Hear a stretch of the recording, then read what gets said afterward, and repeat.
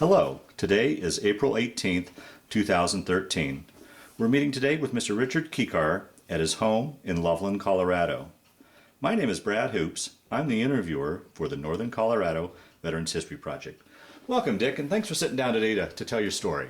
Thank you for inviting me. I'm looking forward to it, I hope. Very good.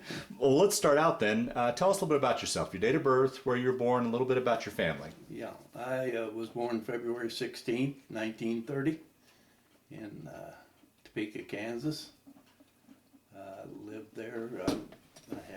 I went to school at Highland Park High School in Topeka and played football, basketball, tennis, and was quite a sport addict in high school, and lived there. Got married in 1950, and 51 then is when I was drafted into the service. Let me back up. What'd your father do for a living? He was a ruler. He printed lines on paper. And my mother they had to feed the machine by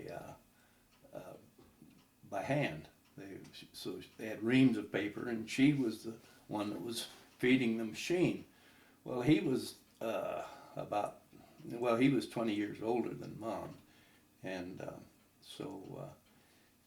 one thing I remember him saying, he says, our eyes have met, but our lips not yet, but oh, you kid, I'll get you yet. So anyway, that was the way they met, and then when I was growing up, we had my mother's grandparents that lived in a little house right behind our main house, and we run a gas station there in Highland Park, it was called. It was outside of Topeka, actually. And so I had quite a bringing up with, because they only spoke German, and and my mom and them could talk, but I couldn't understand them, and I never took the time to learn German. Right. Now, did you have any brothers and sisters? I had 5 siblings. There was 3 boys and there's 3 girls. And how'd you fit in that order? I was the last one. Were you? I think I was an oops. Oh. And all of the rest of them, my last sister died about 5 years ago, and so they're all gone. I'm the only one left of the family. And let's see, what else could I tell you about? So you were married, so high school sweetheart, or how'd you? Yes, she was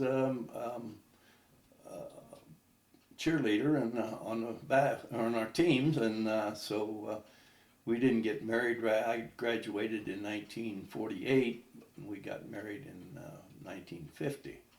So it was a couple of years after high school that we got married. What'd you do in that gap between graduating from high school and then getting in the service? Or going to the service? Oh, I was going to Washburn College there in Topeka for a couple of years, and then I went from there. I went to an electronics school in Omaha, Nebraska.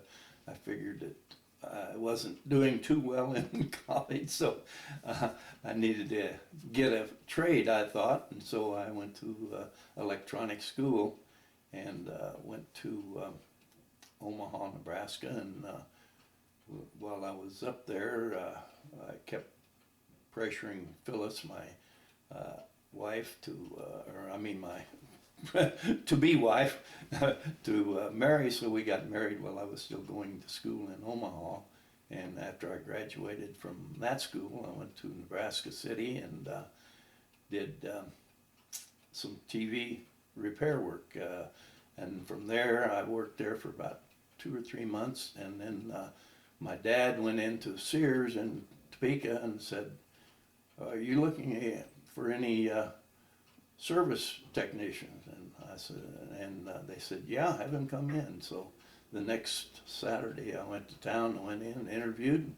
They hired me on the spot. I'll be darned, right? So I went to work for Sears, and that's what I was doing when got your notice. When I got my notice, a draft notice from in October of 51. So Were you worried up to that point that you were going to get drafted? Was there any thought of that? I mean, I knew it would probably come because I was married, but I didn't have any children, and they were, I was at that age that they were drafting, and so I just figured, it's going to happen. oh boy, wow. How much longer then after you got your notice did you ship off then for basic? Well, that was the day. Well, I say October. I think I probably got the notice in September, but October 21st is when I left Topeka for the basic training, and I went to Kansas City on a bus, and from there we went to Camp Crowder in Missouri, down in southern Missouri, and we were processed there, and I was about the only one that didn't have to have a haircut because my haircut has always been this way. Is that right? And so then from there I went to basic training over at Camp Gordon, Georgia. And Georgia, oh wow. and And how was that transition going from civilian life to military life? Was it much of a for challenge? me it wasn't that much because both of my brothers were in World War II. Oh, okay. And so I kind of had an idea, and being away from my wife was going to be tough. Sure. I knew, but Yeah. other than that, and I being physically strong and everything, basic training was nothing for me. Really? Yeah. I know some of those kids that came from New York and the big cities. It wasn't. They had a tough time getting through it. But to me, putting that backpack on and going 10 miles, that was nothing.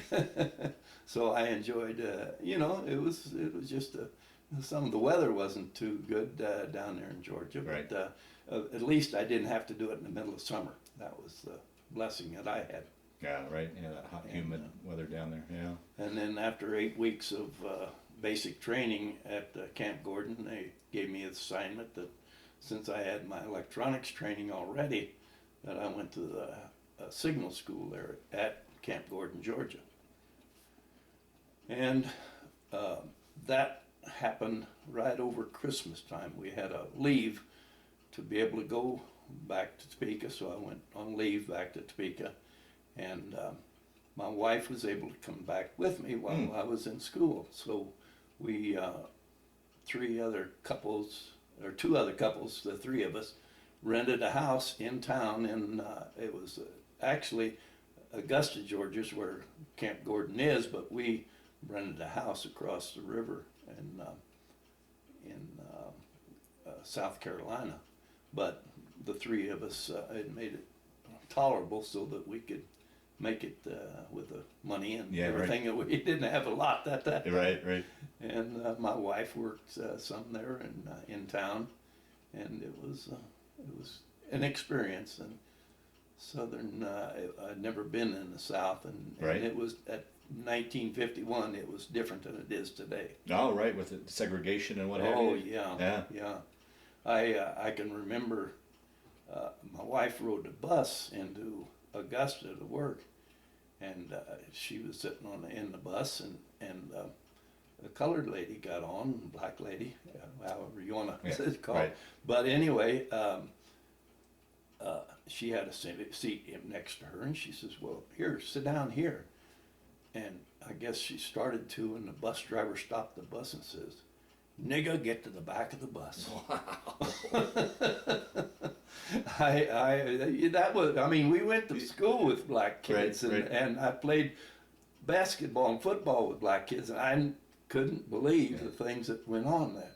Wow. That was really a change for me. Oh, sure, yeah. And another thing, when I was in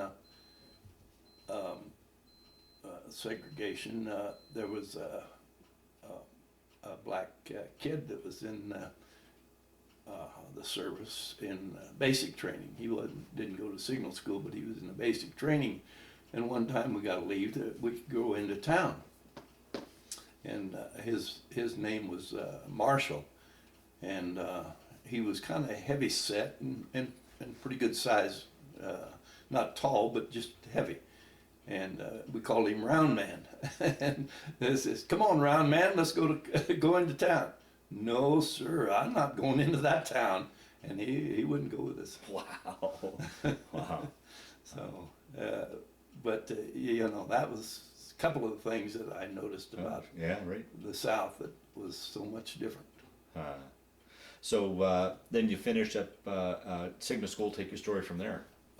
Okay, that went from the first part of January until about the 1st of June. And so it, and what it was is that I redone what I had done in my schooling before. And so it was fairly easy for me to get a good grade at it. And there was about between 80, 85 people in the class. I have a picture of my class over there. But I came in third in the class.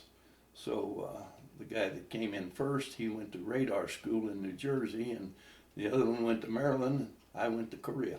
Oh, geez. Didn't seem right to me. Some consolation prize there, huh? Yeah. And the thing of it is, the guy that went to Maryland, he had never had any electronics training, and I helped him all the way through it. He just got a better grade. I think I got a 95, and he got a 96 or something on it. And so, anyway, it was, but I didn't mind going, because I did have an MOS that was that radio repair that was, and it gave me good training for the rest of my life. So then from Georgia, your wife go back to Kansas then, and then Yeah. you continue on the West Coast, or how'd that work? Well, what we had was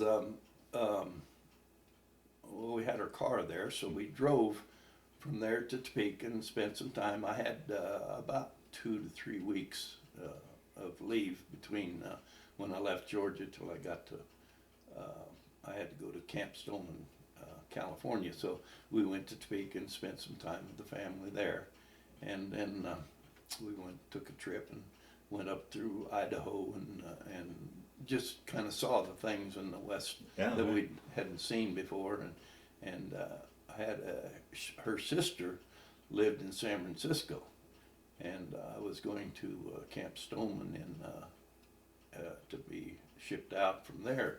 So we went in and stayed with them for a few days, and then they took us over to Camp Stoneman, and that's where I was shipped out from.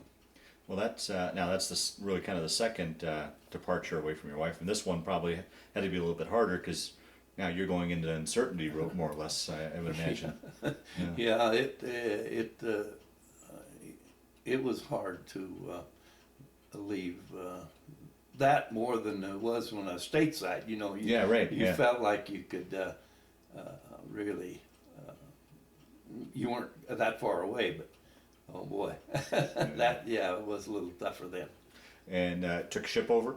Yes. And that always begs the question, here's a landlocked Kansas boy going to sea. What did you see? USS Haas. There was, I don't know how many were on that, on the ship, but I imagine there was 10, 20,000. I don't know. I don't have a clue how many was on there. But anyway, that first night out at San Francisco Bay, I don't know whether you know anything about it, but it is rough. And I wasn't the only one down in the latrine feeding the fish. It was really rough. Well, backing up a little bit, I mean, all the interviews I've done over the years, a lot of people say it was that memory of going under the Golden Gate Bridge taking off. Do you have that? Do you remember that? I can remember that. Yeah. And that was, I had seen the Golden Gate before, but I hadn't ever, gone under it. Right. And that was quite an experience. And of course, then they all say too, no sooner you get out of the Golden Gate than the waters get rough. Oh, so, they really do. And man, that was worst part of my trip over there, I think. How long roughly did it take you guys? About 2 weeks. 2 weeks. You stopped in Japan first? Yes, we did. We went into Yokohama, and then we were shipped out from Yokohama. I think we went by plane from there over to Korea Now, at this point, were you in a unit, or were you going over as a replacement? as a replacement. Okay, all right, Uh-huh. all right. And yeah, and didn't spend any time in Yokohama. They just processed you, Yeah. and you shipped right out to your. And I went into Kimpo Air Base and was and went into the battalion in the 304 Signal Battalion in Seoul, Korea. And then I was assigned to a small, just a company in, which was between Seoul and Incheon, and went out there almost right away. Also, maybe I don't know, been a day or two, but that's where I went for my 1 year of being in Korea. What can you describe what you were seeing? You know, you landed and going from Seoul out to your base. Was there a lot of damage yet from fighting? And describe. Yeah, the year that I got there in '51, I guess in 1950 is when the Chinese came in, and they really went through. Remember the Pusan perimeters where they all the way stopped down to Pusan. and so they went through Seoul, and there wasn't a building that was not damaged in Seoul. I machine gun shots and everything, and it was completely ruined, really. And I don't remember anything about where the battalion was and what I don't remember that at all. I can, because I wasn't there long enough to know what was going on. Right. And then went right out to the little town that we were in was called Yongdong-po. And it was between Incheon and Seoul. It was closer to Incheon than it was Seoul. And that's where I spent my year of. And what was your what were you in charge of? What was your? MOS was radio repair, and I had we had radio teletype rigs. We had 7 of them, and our responsibility. They did the communications between the front lines, and then we transmitted. We had 2 of them that were for. So, Dick, what was your responsibility on the base then? Well, I was a radio repairman, and we had the radio teletype rigs at that time. We didn't have all the modern equipment they have nowadays, and everything was done on the teletype. And we had 2 rigs that was concocted to Tokyo, and then the other 5 were different front bases that we got the information from, and then moved it on to Tokyo, and that's where you got the information back in the States was from Tokyo to the U.S. So, and my responsibility was keeping those on running, and if we'd have a breakdown, well, then it was our responsibility to repair them. We had a repair shop, and then sometimes we would just change out whatever went bad in it, and that was my responsibility while I was in Korea. Okay. Talk a little bit about the base and where you're at, the living conditions, the food, what you guys did for entertainment, just daily life there. Yeah, I was, of course, during the day we were on duty doing either over in the repair shop repairing equipment, or that kept us busy during the day. And they had a small club there that we could go over and have some beers, and then I we played some poker. I think I sent more money home from playing poker than I got from my salary. But anyway, I went. Let's see, what else did we? Oh, I played. During the winter months. There we had a basketball team, and our company had a. We had. Turned out we had a pretty good team. I think the best team I ever played on, and we went to state in Kansas when I was. Oh wow! when I played there, but there was a black guy from Detroit that was 6'6", and I was 6'4", and then we had some other guys that were pretty good shots, and we really had a good team. So we didn't win all of our games, and I don't remember how many won, but there was probably about 10 or 12 teams in that Incheon area. And the thing about playing there at Incheon, it was an old metal building, and there wasn't any heat in it at all. Oh, jeez. And it was cold, and playing basketball when it's cold, it wasn't very pleasant. But down at one end, they had a wood fire barrel or something that we used, and then when we would have a break, we'd go down and stand around that fire in that wood. And but anyway, we that was one of the entertainments that we had in the wintertime that I enjoyed.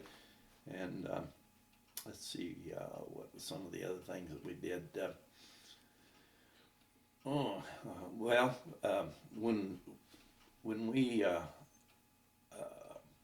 When they had going to pick an all-star team to go play in Tokyo and so on,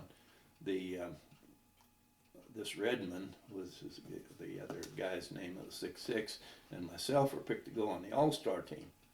Well, the battalion came in and said, "Oh, you can't go down there and play for them. You got to come here and play for our battalion in Seoul."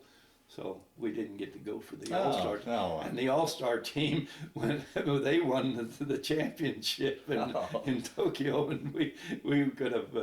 If we could have played with them, well, we'd have been on that team. Yeah, right. Oh boy. So, anyway, it was a good time, and then. One time they sent me up to Panmunjom when they were having the peace talks. Oh, really? And I don't know, I can't remember why I went up there, except that maybe communications or something. But I don't remember doing anything up there. But I got pictures of the Panmunjom, the area, and the Chinese, and our colonel that was giving a speech to the news media at that time at Panmunjom. So I did get to go up there and see that. That was the closest. And it was funny, you had a couple mile perimeter around that, and you could just see the bombs dropping on really around that perimeter. But yeah, you never, that's the closest I ever got to any real action at all. Huh. Oh, that's fascinating. Wow. And then one other interesting thing was, you remember the show MASH? Mm-hmm. And they talked about Bed Check Charlie that came over. Uh-huh. Well, he came right over our compound one night, and we had to hit the foxholes. And he went right over, headed for Incheon. And I think, it was just a little biplane. Yeah, right, They just threw a bomb out on this a tank of the fuel tanker, and boy, that thing just blew up, and we could see it from our compound. But the jet planes, it'd come in so low, you could see the plane just as easy as could be. But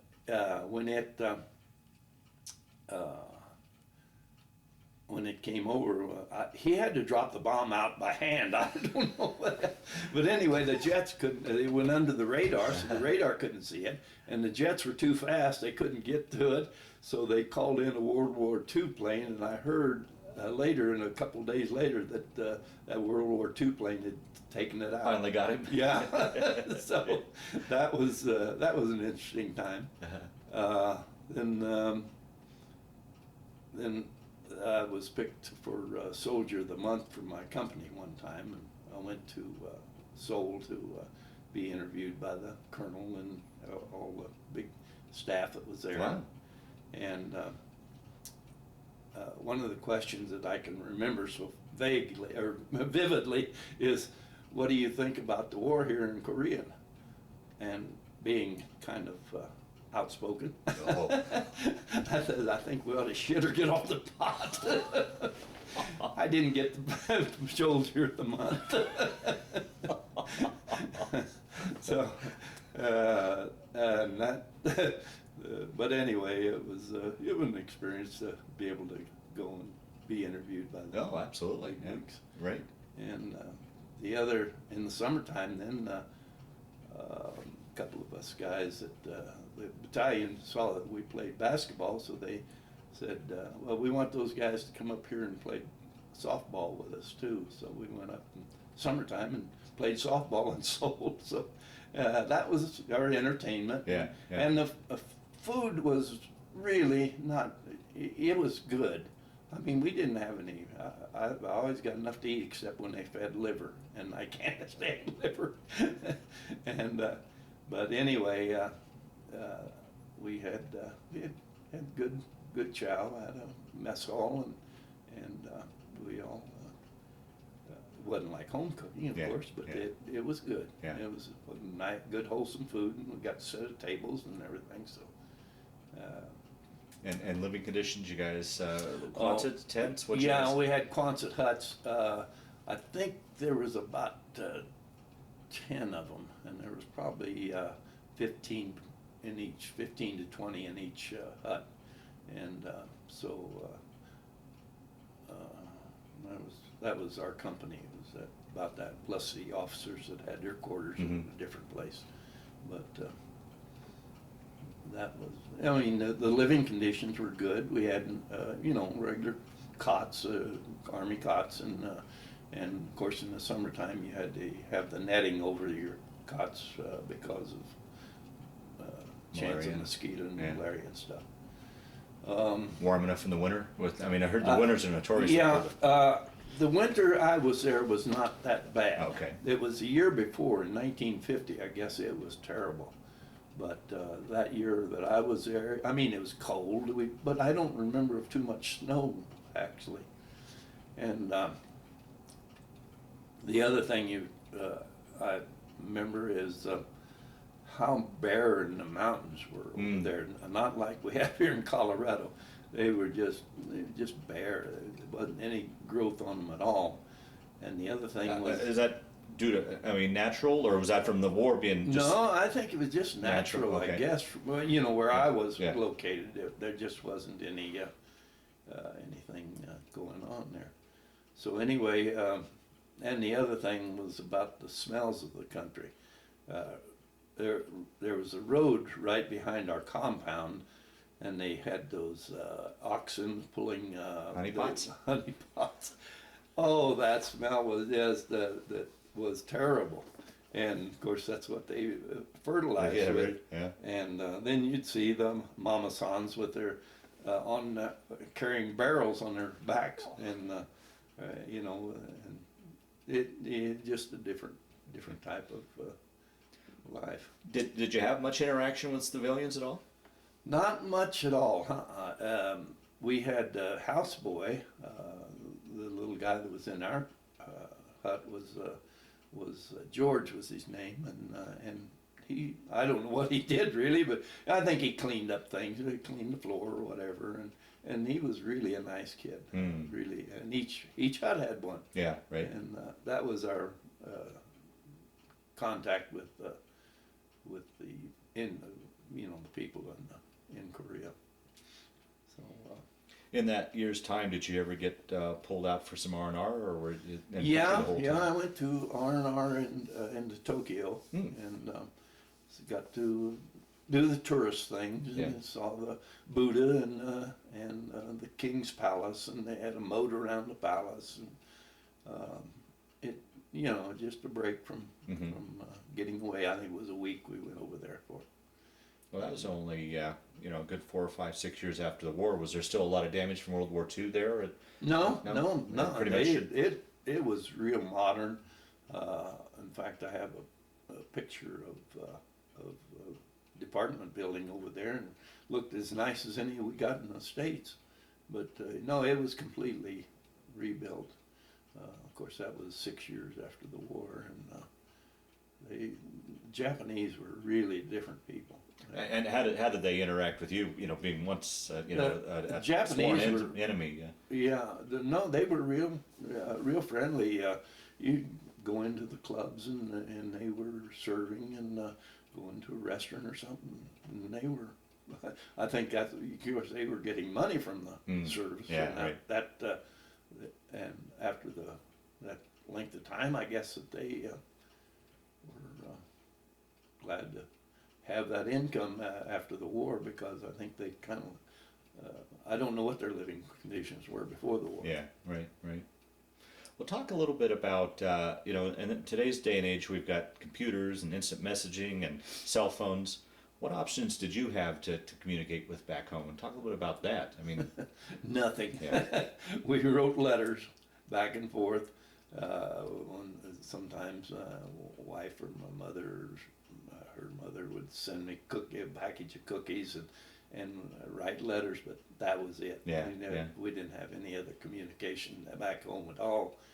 Now they have this where they can, Skype? Skype now, and this young man was over in Japan, or not Japan, Germany, and they could talk to him whenever they wanted to, yeah. and you know, you could see him, and Right, they could right. see you, and so on. But no, just letter writing was all we had. It was, and we look forward to that. Yeah. Well, I'm always amazed when I do these interviews, talking to your generation and everything you've seen in your lifetime, and particularly you being in electronics, what you've seen in electronics Oh, yeah, from then to today. You know? Yeah. Yeah, it was that was quite a change, as it has made in the last 50 years. Yeah. So you had the 1 year there in Korea. Take your story from there, I guess, finishing up your year and coming home. Yeah, I in September of 52 it would have been, because I got there in September of 51, so September 52 I was shipped out, and we were processed to go back home at that time, and we took a train from Seoul down to Busan. Oh, okay. And in Busan, we got on a ship, and I don't know, boy, that was a bad, good thing to see, going away from it, not coming in. Yeah, right, yeah. Oh, boy. and it was really bad. And again, we were on the ship for about 2 weeks. Was that ride back any better? Yeah, of course, we were headed home, Yeah, and yeah. we knew what was coming then.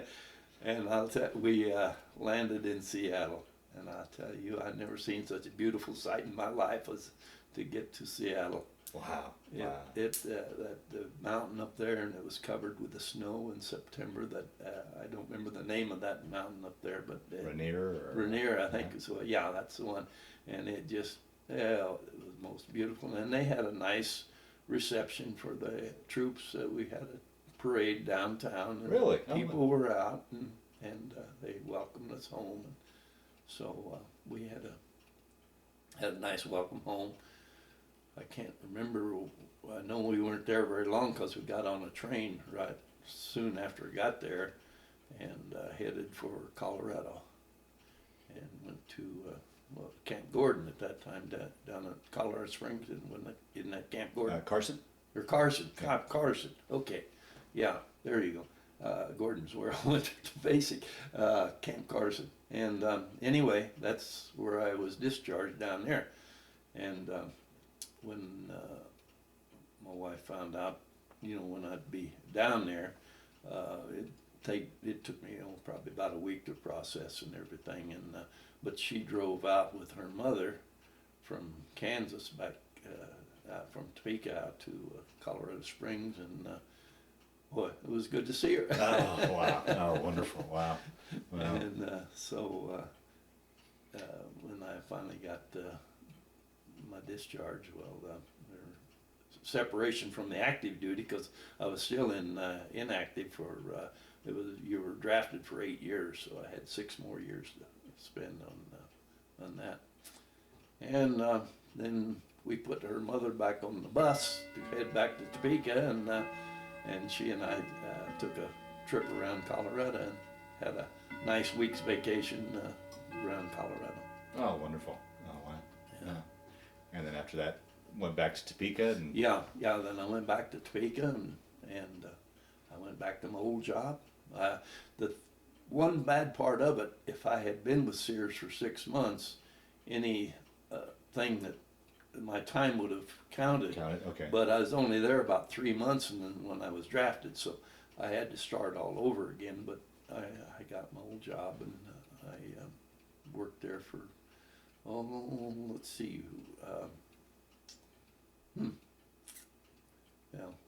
I'm getting ahead of myself, I guess. That's all right. But anyway, made. I was making, what was I paying? They were paying $50 a week, I think, is what I was making servicing TVs. Wow. And so, about 6 months or so after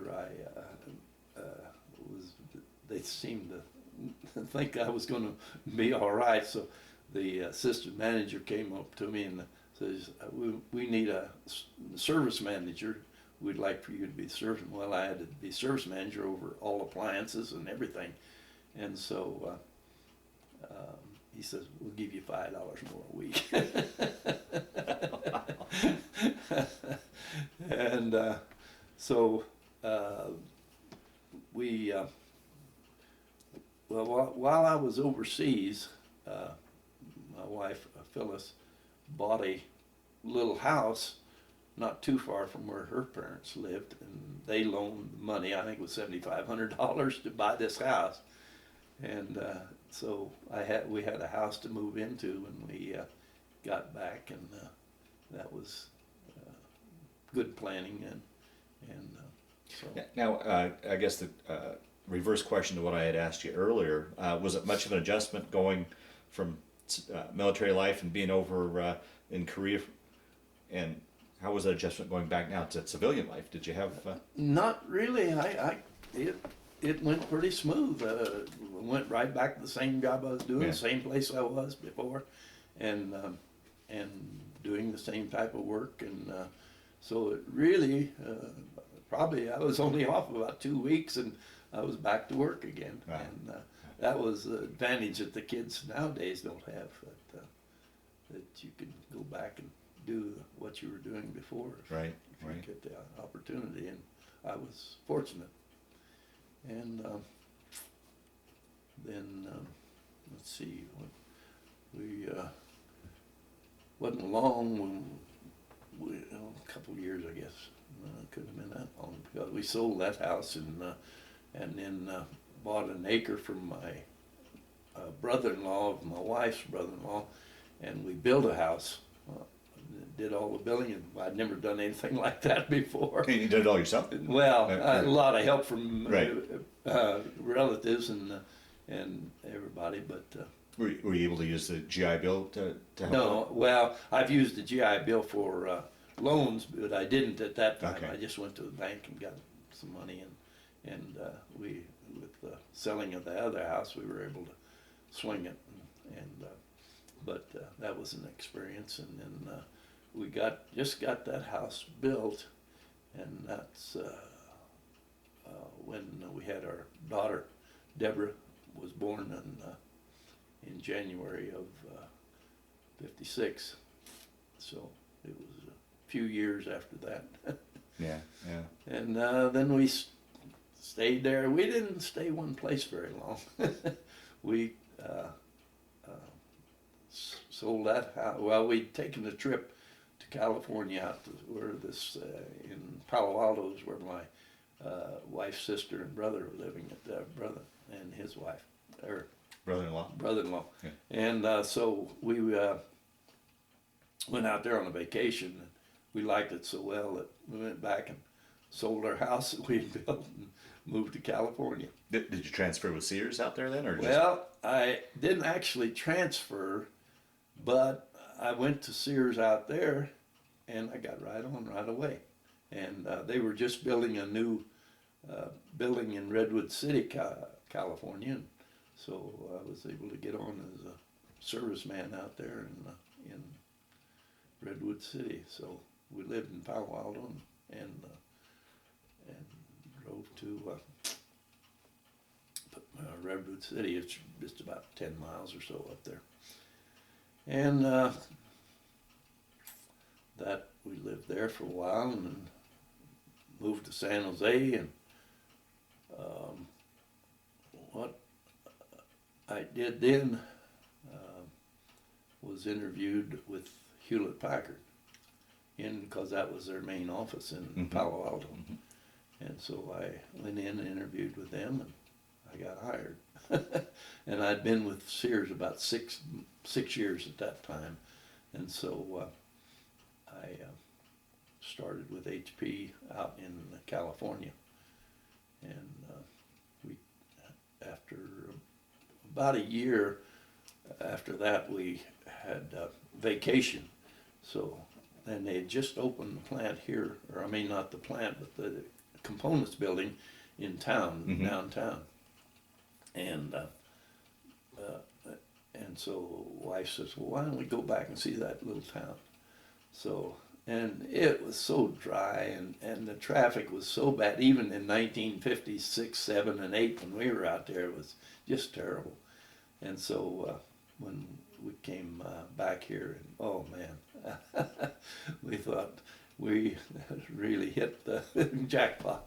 But it took a while before I came back and interviewed and talked to him when Don Cullen down here, and so I had to wait a year before I could get transferred out here. So, but finally I did. Stan Selby was the manager at that, or of the division out here at that time, and so I saw him out there one time, and I went up and asked him what was going on. And he said, well, we're still expanding, but nothing going on right away. And so I decided that I was going to go back to Palo Alto. I wanted to get out of California. So in the meantime, we had 2 more boys out there in California, and so they were born there in Palo Alto. And then I loaded the family up, and we came back here, and when I talked to Don Cullen, he says, well, we won't transfer you out, but if you want to come out, we'll see what we can do. So I says, well, I'm going back. Either we're going to Kansas or we're going to Palo Alto. And, or to Loveland, you mean? Yeah, or to Loveland, I mean, and leave Palo Alto. So anyway, came back here, and that was in the end of August of 61. And when September, I started working down here in the components building in 61, and been working on electronics meters, and made a manager for tech supervisors, what they call them. Moved up to that, and then went to what they call a module manager, and I got to that point, and I said, we were on the move again. So I quit HP for a while, and we opened a restaurant over in Redstone, Colorado. Oh wow, okay. and we ran that restaurant for, let's see, we went over there in 69, and I came back here in 77. But we didn't have the restaurant the whole time. In the meantime, that was a summertime job, and I went back to my TV repair in the wintertime. And I opened up my own shop, a TV shop in Carbondale, and that did quite well. And we had several houses over there, and then we I sold that business, and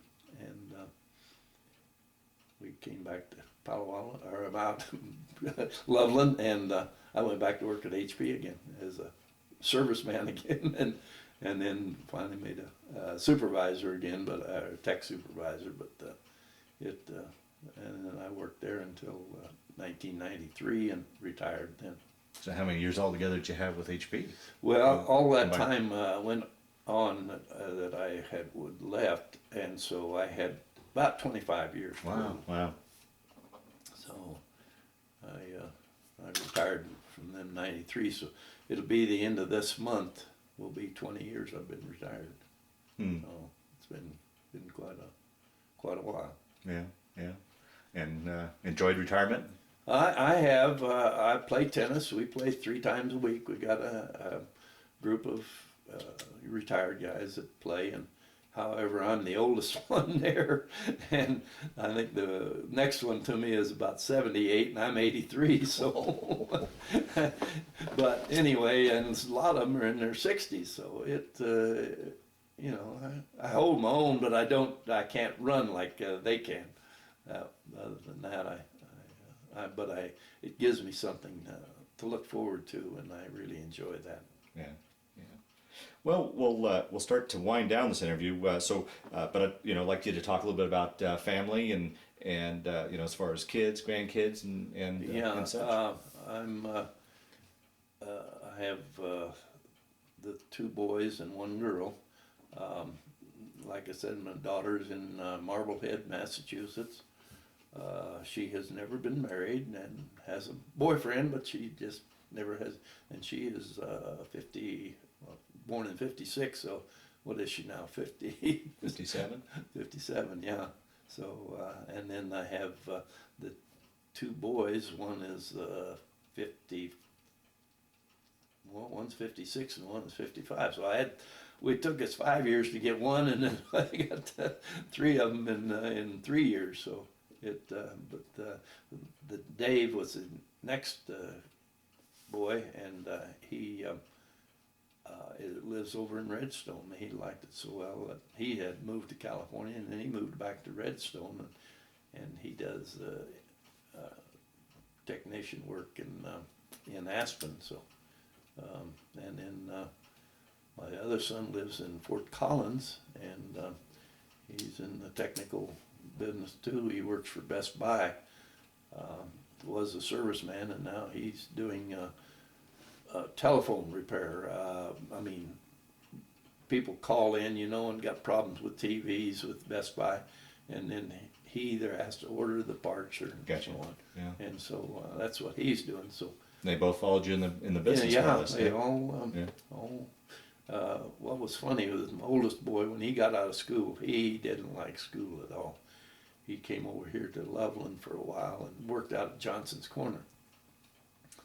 He came by, a guy working in the oil fields came by there and said, well, how about a job up in Wyoming? And I said, well, and they paid pretty good, so happy went. He was up there about 6 months, and he called me and he said, Dad, I need some more training. So he came back, and I sent him to school in Denver, to electronics school. And so it's, and Doug, his youngest boy, picked up most of his training just being in my shop when I had it in Carbondale, but he's never had any formal training. Huh. And another kid started a computer repair service. And finally they sold that, and then he went to work for Sears for a while out in Michigan, and then he came back here, and then he went to work for Best Buy here.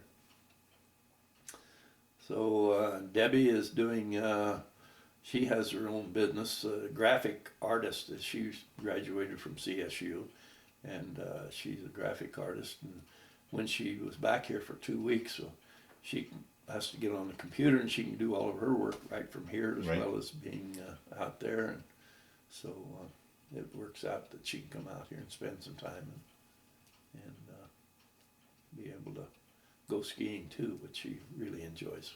Wonderful, wonderful. Any grandchildren? Nope, No not grandchildren?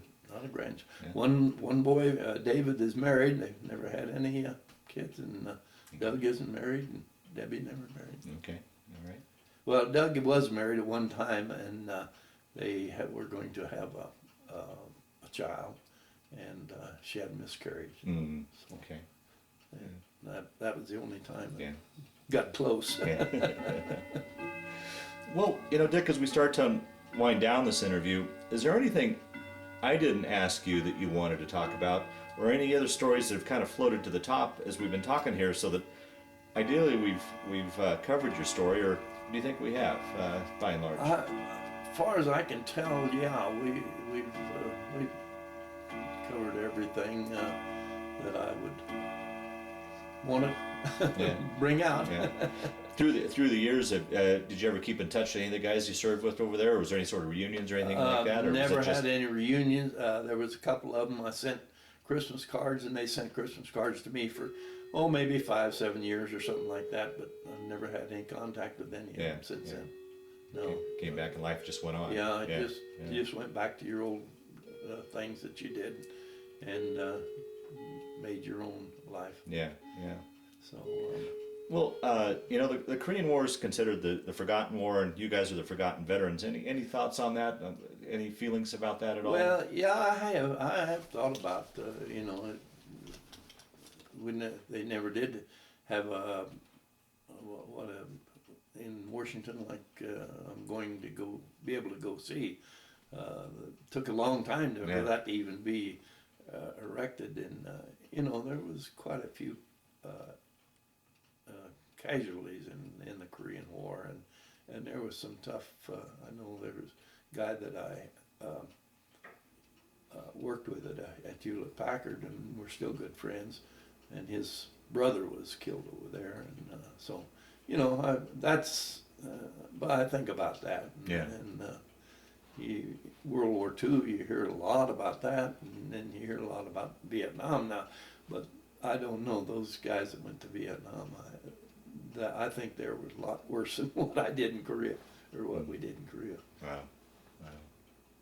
Well, the last question I always like to ask with these interviews, how do you think that Army stint of yours, how did it play in your life as far as it affect you all, change you all, play any sort of role in your life, or do you see it as simply just a chapter in your life that you went through? How would you answer that? I think it made me grow up a lot. Oh, did it? Yeah. Yeah, from being 21 years old when I went in, and 23 when I came out. I think you change. You really, start to know that there's other things in life other than just you. But when you go through high school and you have fun and you play in basketball and you play in football, and it makes you grow up. Was it a big enough change? Do you think? Did Phyllis see a change in you when you got back? Do you think? Or? Yeah, I think so, because I went over there. I weighed about 170, 80 pounds. I came back and drank a lot of beer, and I was 220. But I've lost a lot of that now. I live a better life now.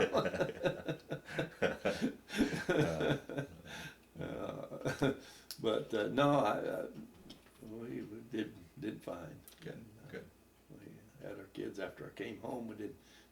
That was a good thing too, because that was more important to be with the kids when they were growing up, I think. Yeah, right. Well, Dick, I want to thank you for sitting down to tell your story today, but just as important, I want to thank you for your service to our country. Well, I appreciate it, and I'm looking forward to my trip to Washington. Very good.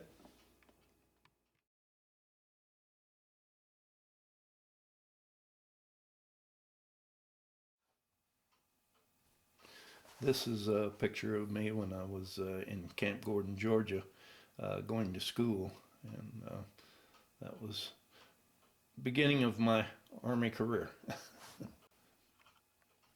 This is when I was getting ready to ship out from Camp Stoneman. It was looking forward to a long boat trip. No, boy. That is our huts that we lived in.